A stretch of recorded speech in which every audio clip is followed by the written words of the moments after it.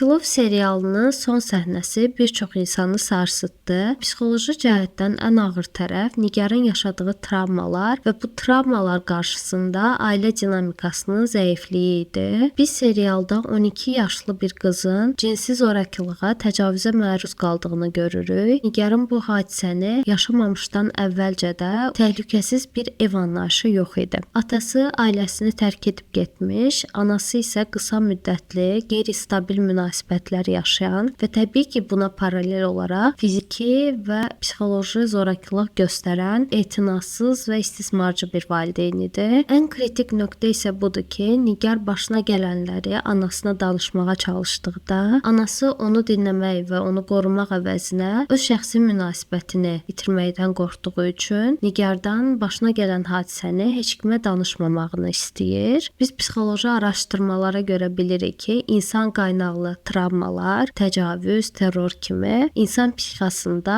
ən dağıdıcı təsirə sahibdilər. Buna əlavə olaraq isə anasının bu məsələni ört-basdır etməsi və heç nə olmamış kimi davranmağa davam etməsi Nigar üçün iki qat dağıdıcı idi.